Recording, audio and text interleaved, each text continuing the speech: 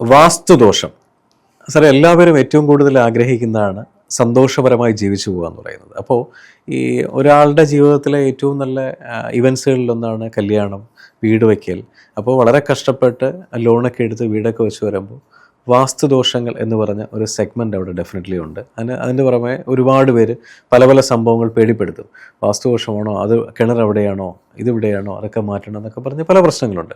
ഈ വാസ്തുദോഷത്തിന് ശരിക്കും വാസ്തുപുരുഷനെ ആരാധിച്ചുകൊണ്ട് തന്നെ വാസ്തുബലിയും ഇങ്ങനെയുള്ള സംഭവങ്ങളൊക്കെ ചെയ്യാറുണ്ട്. പക്ഷെ എന്നാലും വാസ്തുദോഷം മാറാത്ത ഒരുപാട് പേര് ഇന്നുമുണ്ട്. ഒന്ന് പറയാമോ സാറേ, എങ്ങനെ ഈ വാസ്തുദോഷം മാറ്റാം? വാസ്തുദോഷം ഇത് മെയിൻ ഒരു കാര്യം എന്താണെന്ന് അറിയാം സാറേ, ഇന്ന് ഒരു വീടിൻ്റെ പണി കംപ്ലീറ്റ് തീർന്നതിന് ശേഷമല്ല താമസം തുടങ്ങണം. ശരിയാ, ഒരു പോയിൻ്റാണ്. കാര്യം ലീവില്ല, അതില്ല, ഉദ്ദേശിച്ച സമയത്ത് റോ മെറ്റീരിയൽ കിട്ടുകയില്ല, ഇതൊക്കെ ചെയ്തിട്ട് തട്ടിക്കുട്ടി വീടിൻ്റെ പണിയാക്കിയിട്ട് ഗൃഹപ്രവേശം നടത്തും. എന്നിട്ട് പിന്നെയാണ് ബാക്കി പണികളൊക്കെ ചെയ്യുന്നത്.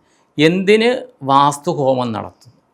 ഈ പണിയുടെ സമയത്ത് പല വിധത്തിൽ ചില ജീവികൾ അവിടെ മരണപ്പെട്ടിരിക്കാം, ചിലപ്പോൾ ചോര താഴെ വീണിരിക്കാം. ഇതിനൊക്കെ പരിഹാരമായിട്ടാണ് വാസ്തു ഹോമം നടത്തുന്നത്. അത് മിക്കതും നടത്തുന്നത് മുമ്പത്തെ ദിവസം വൈകിട്ടായിരിക്കും. സന്ധ്യയ്ക്ക് ശേഷമാണ് സാധാരണഗതിയിൽ വാസ്തുഹോമം നടത്തുന്നത്. എന്നിട്ട് പിറ്റേ ദിവസം രാവിലെ ആ വാസ്തുഹോമം നടത്തിയാൽ പിന്നെ ആ വീട് അടച്ചിട്ടിട്ട് പിറ്റേ ദിവസം ഗൃഹപ്രവേശ സമയത്താണ് അത് തുറക്കണം. അതിനകത്ത് ആരും കിടക്കരുത്. ഇപ്പം അത് ആ രീതിയിൽ ആരും ഫോളോ ചെയ്യുന്നില്ല. ആ വാസ്തുഹോമം നടത്തിയാൽ അതിൻ്റെ ആ പുക ആ വീടിനുള്ളിലൊക്കെ നിറഞ്ഞ് അത് ഒരു ഇപ്പോൾ നമ്മൾ കാശ് കൊടുത്ത് പെസ്റ്റിസൈഡ് ഇതൊക്കെ അടിക്കുന്നതിന് പകരം ഇത് ആ ഓരോ ചമതകൾ ഇടും. ആ ചമതകൾക്കെല്ലാം ആയുർവേദ മെഡിസിനൽ എഫക്റ്റ് ഉണ്ട്. അത് വെച്ചിട്ട് അതിൻ്റെതായ ആ ഗന്ധം മിനിമം 12 മണിക്കൂറെങ്കിലും, അല്ലെങ്കിൽ 8 മണിക്കൂർ, അല്ലെങ്കിൽ 6 മണിക്കൂറെങ്കിലും, രാത്രി 10 മണിക്ക് കഴിഞ്ഞാലും രാവിലെ 6 മണി വരെ അല്ലെങ്കിൽ 4 മണി വരെ അതിനകത്ത് എല്ലാ വാതിലും ജനലും ഒക്കെ അടച്ചിട്ടുള്ളതാണ്. ഈ ഹോമ ധൂളികൾ അതിനകത്ത് വരണമെന്നാണ്. അത് പ്രാക്ടിക്കലി നടക്കുന്നില്ല. 2, ഈ ഗൃഹപ്രവേശം കഴിഞ്ഞിട്ട് പിന്നെയും അവിടെ വർക്കുകൾ നടക്കുന്നു. പിന്നെയും പലരുടെയും ബ്ലഡ് വീഴും. തീർച്ചയായിട്ടും അറിയാം, നമ്മുടെ ശരീരത്തിൽ നിന്ന് ബ്ലഡ് അത് ഏത് രീതിയിൽ, സാധാരണ ഇപ്പോൾ മെൻസസ് ആകുന്ന ആ ബ്ലഡ് മാത്രമാണ് അശുദ്ധി എന്ന് പറയുന്നത്. പക്ഷേ ശരീരത്തിൽ നിന്ന് പോകുന്ന ബ്ലഡ് എല്ലാം അശുദ്ധമാണ്. അവിടെ ശുദ്ധിദോഷം വരും. അവിടെ ശുദ്ധിദോഷം വരുമ്പോൾ ഓട്ടോമാറ്റിക്കായിട്ട് അതിൻ്റേതായ എനർജീസ് അവിടെ അട്രാക്റ്റ് ആവും. അത് ഒരു കാരണമാണ്. പിന്നത്തെ കാരണം എന്താണെന്ന് വെച്ച് കഴിഞ്ഞാൽ, ലാഭത്തിന് വേണ്ടി പഴയ വീടുകളുടെ ചിലപ്പോൾ കല്ലുകളായിരിക്കാം, അല്ലെങ്കിൽ ഉരുപ്പടികളായിരിക്കാം. ഉരുപ്പടികൾ വീടുകളിലേക്ക് യൂസ് ചെയ്യും. അത് നമുക്ക് ഗുണഫലം കിട്ടാൻ തടസ്സമാണ്. ശരിക്കും അറിയാവുന്ന ആചാര്യന്മാർ ഒരു കാരണവശാലും അത് യൂസ് ചെയ്യരുതെന്ന് പറയും. അതുപോലെ തന്നെ പണ്ടത്തെ കാലത്ത് എന്താണെന്ന് വെച്ച് കഴിഞ്ഞാൽ, ഒരു വീട് പണിയാണെങ്കിൽ ഒരു പ്ലാവോ തേക്കോ ഏതാകട്ടെ, ഓരോരുത്തരുടെ ആഞ്ഞിലി ഓരോരുത്തരുടെയും കപ്പാസിറ്റി അനുസരിച്ചിട്ട് ഒരു വൃക്ഷം കാണും. ആ വൃക്ഷത്തിൻ്റെ ഉരുപ്പടി വെച്ചായിരിക്കും കംപ്ലീറ്റ് പണിയും ചെയ്യണം. അപ്പോൾ എല്ലാവരും ഏകോദര സഹോദരങ്ങളെപ്പോലെ ഇതെല്ലാം വർക്ക് ചെയ്യും. എന്താണ് മരത്തിൻ്റെ, അതാണല്ലോ മെയിൻ. നമുക്ക് മറ്റത് സ്ഥിരം ഇതാണ്, കല്ല് കെട്ടുന്നത് സ്ഥിരമായിട്ടുള്ളതാണ് അല്ലേ. ഇത് മരം എന്ന് പറഞ്ഞാൽ ജനലും വാതിലും ഉപയോഗിക്കുന്നത്. ഇതെല്ലാം ഒരേ മരത്തിൻ്റെ തടികളായിരിക്കും. അപ്പോൾ അതിൻ്റെ എനർജി അവിടെ വർക്ക് ചെയ്യും. ഇപ്പോഴതല്ല, ഇപ്പോൾ പലതും പല രീതിയിലുള്ള തടികളാണ് യൂസ് ചെയ്യുക. അതൊരു ഘടകമാണ്. പക്ഷേ ഇതിന് വേറെ പോംവഴിയില്ല ഇന്നത്തെ കാലത്ത്. അപ്പോൾ അത് വരുമ്പോഴത്തേക്കും ചില ഏറ്റക്കുറച്ചിലുകൾ ഇതിൽ വരും. ഇതിനകത്ത് ഇപ്പോൾ എൻ്റെ ഗുരു പറഞ്ഞു തന്ന ഒരു കാര്യം എന്താണെന്ന് വെച്ച് കഴിഞ്ഞാൽ, 100% പെർഫെക്റ്റോട് കൂടി നമുക്ക് വാസ്തു ഇത് ചെയ്യാൻ പറ്റുക, അല്ലെങ്കിൽ അതുപോലുള്ള പ്രാഗൽഭ്യവും അതുപോലെ സൗകര്യങ്ങൾ വേണം, സാമ്പത്തിക സൗകര്യങ്ങൾ വേണം. ഇപ്പോൾ ഈ ഇടയ്ക്ക് ഞാനൊരിടത്ത് പോയപ്പോഴത്തേക്ക് അവിടെ കന്നിരാശിയിലാണ് കിണറുള്ളത്. അപ്പോൾ അവരോട് ആ വീട്ടുകാരോട് ആരോ പറഞ്ഞ്, ഈ കന്നിരാശിയിൽ പണ്ട് തൊട്ടുള്ള കിണറാണ്, കന്നിരാശിയിൽ കിണർ പാടില്ല എന്ന് പറഞ്ഞു. അപ്പോൾ എൻ്റെ അടുത്ത് ചോദിച്ചു, കന്നിരാശിയിൽ കിണർ പാടുണ്ടോ എന്ന് ചോദിച്ചപ്പോഴത്തേക്കും, പക്ഷേ അവിടെ ചില വിധികൾ അനുസരിച്ചിട്ട് അവിടെ പൂർണ്ണമായിട്ടും കന്നിരാശിയിലല്ല, ഇതിൻ്റെ ഭൂരിഭാഗവും ചിങ്ങൻ രാശിയിലാണ് വരുന്നത്. കുറച്ച് മാത്രമേ വരുന്നുള്ളൂ. കുറച്ച് മാത്രമേ കന്നിയിലുള്ളത് കൊണ്ട് അവർക്ക് പ്രശ്നങ്ങളില്ല. ആ വീട്ടിൽ നോക്കിക്കഴിഞ്ഞാൽ അവിടെ പ്രായമാകുമ്പോഴാണ് ഇതൊക്കെ വന്നിരിച്ചത്. സാധാരണ കന്നിരാശിയിൽ ഇത് വന്നു കഴിഞ്ഞാൽ ഒന്ന് സാമ്പത്തിക പ്രശ്നവും പിന്നെ ആയുസ്സിനെയാണ്, അല്ലെ ആരോഗ്യമാണ്. ആ പ്രശ്നങ്ങളൊന്നും ദൈവം സഹായിച്ച് അവിടെ ഇല്ല. അപ്പോൾ കാര്യം എന്ന് വെച്ച് കഴിഞ്ഞാൽ പൂർണ്ണമായിട്ടും കന്നിരാശിയിലല്ല കിണർ. ഇനി അഥവാ ആണെങ്കിൽ തന്നെയും അതിന് പ്രതിവിധിയുണ്ട്. അതിന് താന്ത്രികമായിട്ടുള്ള വാസ്തു പ്രതിവിധിയാണോന്നറിയില്ല, താന്ത്രികമായിട്ടുള്ള പ്രതിവിധികളുണ്ട്. അപ്പോൾ ഇതിൽ ബേസിക്കലി വരുന്ന കാര്യം എന്താണെന്ന് വെച്ച് കഴിഞ്ഞാൽ, ഏറ്റവും കൂടുതൽ വരുന്നത് പഴയ വീടുകൾ വിറ്റിട്ട് സാമ്പത്തിക ലാഭത്തിന്, അല്ലെങ്കിൽ ഓരോരുത്തരുടെ സാമ്പത്തിക സൗകര്യത്തിന് വേണ്ടിയിട്ട് പഴയ വീടുകളുടെ ഇഷ്ടികയാകട്ടെ, കല്ലാകട്ടെ, ഉരുപ്പടികളാകട്ടെ വെക്കുന്നത് ആ എനർജി ഇവിടെ വരുമ്പോഴത്തേക്കും ചില ബ്ലോക്കേജുകൾ ഉണ്ടാക്കുന്നതായിട്ട് കണ്ടിട്ടുണ്ട്. ഓക്കെ. ഈ വാസ്തുബലി ചെയ്യുന്നതിനോടൊപ്പം തന്നെ ഗണപതി പൂജയും ഈ ഭഗവതി സേവയും ചെയ്യാറുണ്ട്. ചെയ്യണം. അപ്പോൾ ഇതെല്ലാം ചെയ്ത് വന്നു കഴിഞ്ഞാൽ തന്നെയും പല വീട്ടിൽ ആൾക്കാരെന്താ പറയുക, പല യന്ത്രങ്ങൾ മേടിച്ച് വെക്കാറുണ്ട്. കൂർമ്മയന്ത്രം, വരാഹയന്ത്രം, നരസിംഹയന്ത്രം, അങ്ങനെ പല യന്ത്രങ്ങൾ. പക്ഷേ ഈ പറയുന്ന മത്സ്യയന്ത്രം മേടിച്ച് വയ്ക്കുന്ന സമയങ്ങളിൽ പലരും പറയുന്നുണ്ട് ആ വീടിൻ്റെ സമ്പൽ സമൃദ്ധിയും ദോഷവും അല്ലെങ്കിൽ ശത്രുദോഷവും മാറുമെന്ന് പറയും. ഇതൊക്കെ വച്ചിട്ടും എന്തുകൊണ്ടാണ് ഇന്നത്തെ പല വീടുകളിലും ഇതുപോലത്തെ പ്രശ്നങ്ങൾ വരുന്നത്? അപ്പോൾ ഈ യന്ത്രങ്ങൾക്ക് എന്താ പറയുക, പവർ ഇല്ലാത്തതുകൊണ്ടാണോ, യന്ത്രം കറക്റ്റായിട്ട് ചെയ്ത് കൊടുക്കാത്തതുകൊണ്ടാണോ? കറക്റ്റായിട്ട് ചെയ്ത് കൊടുക്കാഞ്ഞിട്ടാണ്. ഓക്കെ, അത് കറക്റ്റായിട്ട് ചെയ്ത് കൊടുക്കാഞ്ഞിട്ടാണ്. നമുക്കിപ്പോൾ ഒരു സിമ്മ് കിട്ടി, സിം ആക്ടിവേറ്റ് ചെയ്യേണ്ടത് വർക്ക് ചെയ്യുമോ? ഇല്ല. പലതും ഇപ്പൊ യന്ത്രം ഓൺലൈനിൽ വാങ്ങിക്കുകയാണ്, അല്ലെ? ആമസോണിൽ കിട്ടാത്ത യന്ത്രങ്ങളൊന്നുമില്ല. സാധാരണ നല്ലൊരു തന്ത്രിമുഖ്യനോട് ചോദിച്ചു കഴിഞ്ഞാൽ ഈ യന്ത്രത്തിന് ചിലപ്പോൾ 3-4 മാസം പറയുമ്പോൾ ആമസോണിൽ തേടി കഴിഞ്ഞാൽ ഇപ്പോൾ ഒരു യന്ത്രം ശ്രീചക്രം വേണമെന്ന് പറഞ്ഞാൽ 24 മണിക്കൂറിനുള്ളിൽ സാധനം വീട്ടിൽ വരും. ഒരു നല്ല അറിവുള്ള ഇതാണെങ്കിൽ 41 ദിവസം കഴിഞ്ഞിട്ട് ഉള്ള ദിവസം, അത് വാങ്ങിക്കുന്ന ആളുടെ നാള്. ഇത് ഡെലിവറി ചെയ്യുമ്പോൾ ഏത് നല്ല ദിവസം വേണം, അതൊക്കെ നോക്കിയിട്ടാണ് ഇത് യന്ത്രം തയ്യാറാക്കി അതിൻ്റെ 41 ദിവസം സാധാരണഗതിയിൽ. പിന്നെ ഇപ്പൊ സമയമില്ലാത്തതുകൊണ്ട് 7 ദിവസം 8 ദിവസം കൊണ്ടൊക്കെ തീർക്കുന്നുണ്ട് ആ പൂജ. മിനിമം നാളെങ്കിലും നോക്കും. അപ്പൊ ഇതൊന്നും ഇല്ലാണ്ട് ഈ സാധനം കൊണ്ടുവന്നു കഴിഞ്ഞാൽ ഉടനെ തന്നെ ഫലം കിട്ടും എന്നുള്ള വിശ്വാസത്തിൽ അതിൻ്റെതായ അവർ അഡ്വർടൈസ്മെന്റിൽ അതുപോലെ കുറെ ആൾക്കാർ സിനിമാ നടന്മാരോ നടിമാരോ ഒക്കെ അല്ലെങ്കിൽ മോഡലുകളൊക്കെ പറയും ഞാൻ കൊണ്ട് വീട്ടിൽ വെച്ചിട്ടുണ്ട്, എല്ലാ ഗുണങ്ങളും കിട്ടിയിട്ടുണ്ടെന്നൊക്കെ പറഞ്ഞിട്ടുണ്ട്. വെറുതെ ആയിരിക്കും. അതിൻ്റെ വിധിപ്രകാരം ചെയ്തു കഴിഞ്ഞാൽ അതിൻ്റെ ഗുണം കിട്ടും. പക്ഷേ വാസ്തുവിൽ ആധികാരികമായിട്ട് പറയുന്ന പഞ്ചശിരസാണ്. ഓക്കെ. ഈ വീട് വെച്ച് തുടങ്ങുന്ന സമയത്ത് പഞ്ചശിരസ് സ്ഥാപിച്ചിട്ട് ദോഷങ്ങളില്ല എന്ന് പറഞ്ഞ് മുന്നോട്ട് പോകുന്നവരും ഇതേ പ്രശ്നങ്ങൾ അനുഭവിക്കുന്നവരുണ്ട്. അത് എന്തെങ്കിലും എന്താണെന്ന് വെച്ച് കഴിഞ്ഞാൽ ഇവരുടെ സമയം, ഈ വീട് വയ്ക്കുന്ന ആൾക്കാരുടെ സമയം, 2 ബ്ലാക്ക് മാജിക്കിൻ്റെ എഫക്റ്റ്. ഓക്കെ. ഇപ്പോൾ എന്തൊക്കെ പറഞ്ഞാൽ ഏറ്റവും അധികം വരുന്ന ഒരു, നമ്മളത് പ്രോത്സാഹിപ്പിക്കാൻ പറയുന്നതല്ല, ഒരിക്കലും ആരും വിശ്വസിക്കാത്ത കൊണ്ട് അതിൻ്റെ എഫക്റ്റ് വരുന്നില്ലെങ്കിൽ നല്ല കാര്യം. പക്ഷെ പലരുടെയും ജീവിതത്തിൽ ഈ ബ്ലാക്ക് മാജിക് എന്ന് പറയുന്ന ഘടകം ഇത് പോകുന്നുണ്ട്. അപ്പോൾ ഈ ഒരു പ്രശ്നം എന്താ വെച്ചാൽ ഈ ബ്ലാക്ക് മാജിക് ബാധിച്ച ഒരാളാണ് ഒരു കാര്യം ചെയ്യണമെങ്കിൽ അതിലെന്തെങ്കിലും വീഴ്ചകൾ വരും. വിദേശത്ത് പോലും പലയിടത്ത് പോലും ഈ ബ്ലാക്ക് മാജിക്കിൻ്റെ എഫക്റ്റ്, നമ്മൾ വിശ്വാസമില്ലെന്ന് പറഞ്ഞാലും പലരുടെ അനുഭവങ്ങൾ എന്തുകൊണ്ടെന്നറിയാത്ത രീതിയിൽ പോകുന്നുണ്ട്. അപ്പോൾ അവർ ആ സമയത്തൊരു വീട് വെക്കുകയാണെങ്കിൽ ഓട്ടോമാറ്റിക്കായിട്ട് അതിലെന്തെങ്കിലും പ്രശ്നങ്ങളുണ്ടാകും.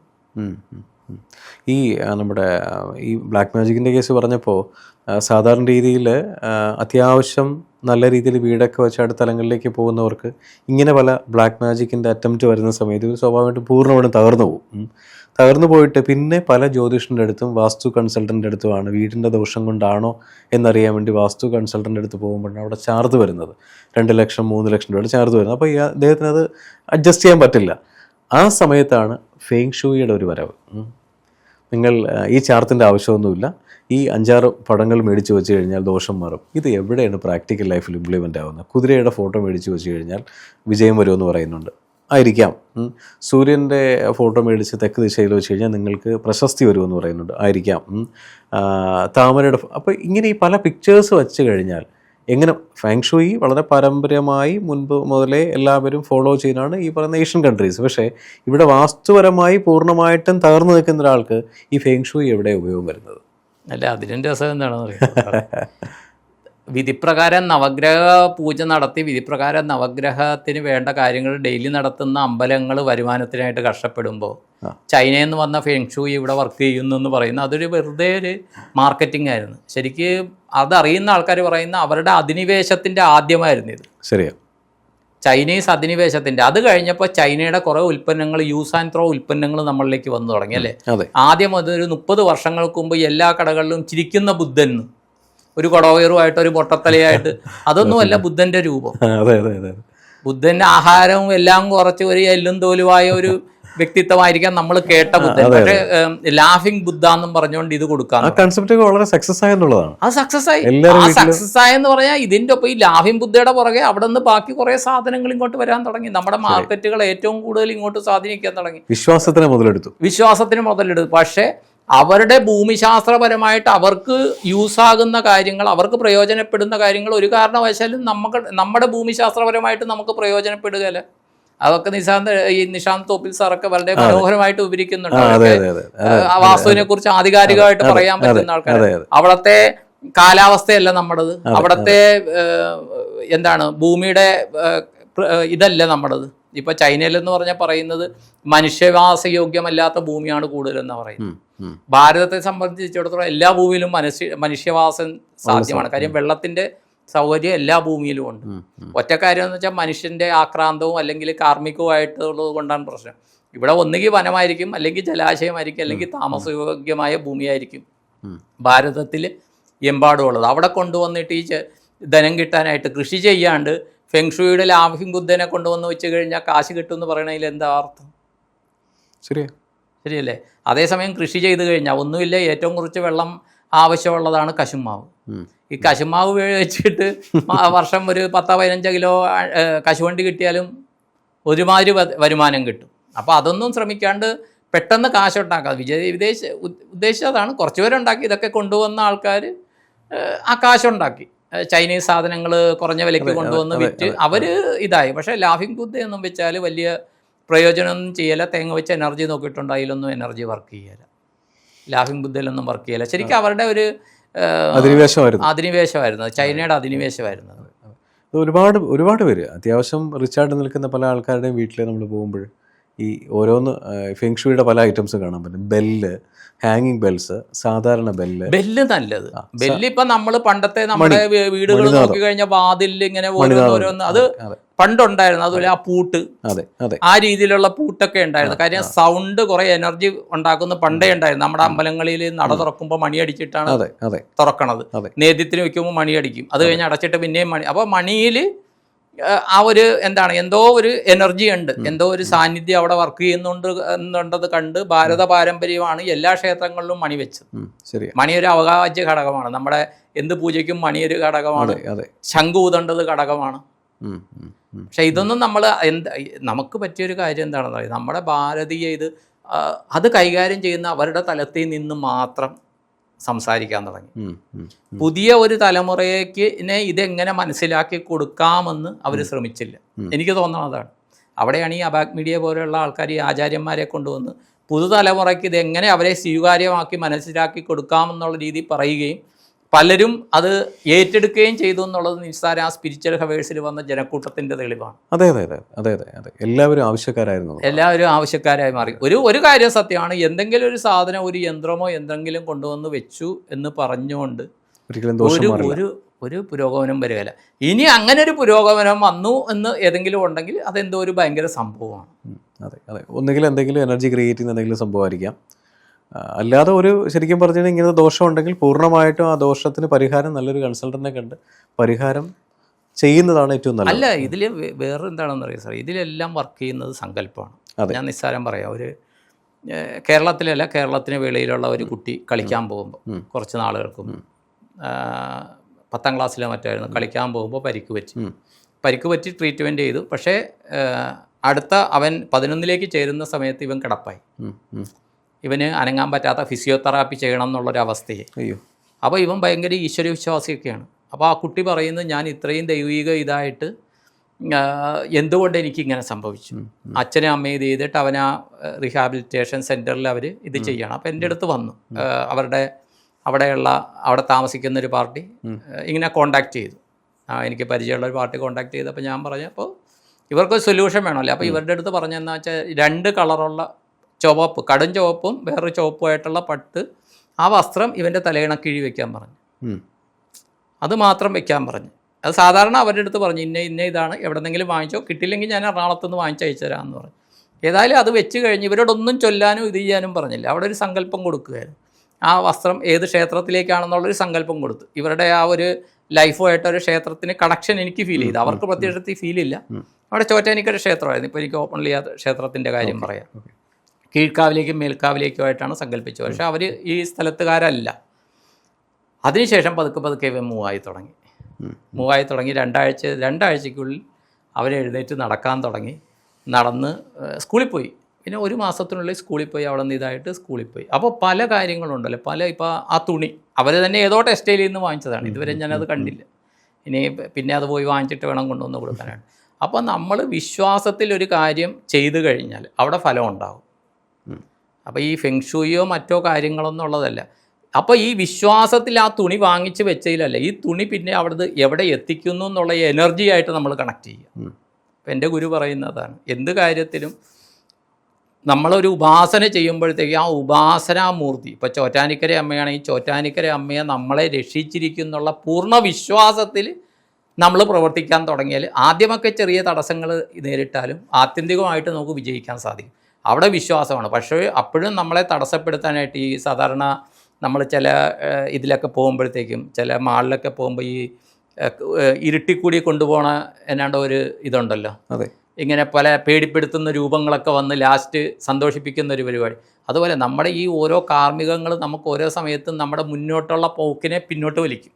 അതെ, ആ പിന്നോട്ട് വലിക്കാണ്ട് ആ മുന്നോട്ടുള്ള അങ്ങേയറ്റത്തുള്ള ഉപാസനാമൂർത്തി നമ്മളെ രക്ഷിക്കും. അവിടെ എത്താനുള്ള വഴിയിലൂടെയാണ് നമ്മൾ സഞ്ചരിക്കുന്നു എന്നുള്ള പൂർണ്ണബോധ്യത്തോടെ പോയി കഴിഞ്ഞാൽ ജീവിതം മാറ്റിയെടുക്കാം. പക്ഷെ അതിന് പകരം ഇങ്ങനെ ചൈനയിൽ നിന്ന് വരുന്നത്, വേറെ ഇവിടെ നിന്ന് വരുന്ന സാധനങ്ങളൊന്നും വെച്ചിട്ട് ഫലം കിട്ടിയെന്ന് പറയാൻ പറ്റുകയില്ല. ആർക്കെങ്കിലും കിട്ടിയാൽ അവർ ഭാഗ്യവാന്മാരെന്നേ പറയാൻ പറ്റും. അതെ, എന്തായാലും സാറ് പറഞ്ഞല്ലേ, ഈ അവരവർ വിശ്വസിക്കുന്ന ഉപാസനാമൂർത്തിയിൽ 100% വിശ്വസിക്കട്ടെ. ഈ വാസ്തുപരമായ ദോഷങ്ങൾ എന്തെങ്കിലും വരികയാണെങ്കിൽ നല്ലൊരു കൺസൾട്ടൻ്റ് ആരാണെന്ന് കൺസൾട്ട് ചെയ്യുക, എന്നിട്ട് അതനുസരിച്ച് മുന്നോട്ട് പോകുക. ആ നല്ലൊരു കൺസൾട്ടൻ്റ് എത്താനുള്ളൊരു നിയോഗം അവർക്കുണ്ടാകട്ടെ. നിങ്ങളുടെ ജീവിതത്തിലെ വലിയൊരു മാറ്റങ്ങൾക്ക് വേണ്ടി അബാക് ജ്യോതിഷം നിങ്ങളോടൊപ്പമുണ്ട്. നിങ്ങളുടെ ജീവിതത്തിൽ വരുന്ന ഏത് തരം ജ്യോതിഷപരമായ, പൂജാപരമായ അല്ലെങ്കിൽ വാസ്തു സംബന്ധമായ എന്താവശ്യങ്ങൾക്കും അബാക് ജ്യോതിഷത്തിലെ കൺസൾട്ടൻറ്റുമായിട്ട് നിങ്ങൾക്ക് സംസാരിക്കാൻ ഈ താഴെ കാണുന്ന നമ്പറിൽ വിളിക്കാവുന്നതാണ്. അതിലുപരി ജ്യോതിഷപരമായ പുതിയ പുതിയ അറിവുകൾ നിങ്ങൾക്ക് ലഭിക്കുന്നതിന് വേണ്ടി ഈ പറയുന്ന ചാനൽ സബ്സ്ക്രൈബ് ചെയ്യാൻ മറക്കേണ്ട ആവശ്യമില്ല. Thank you.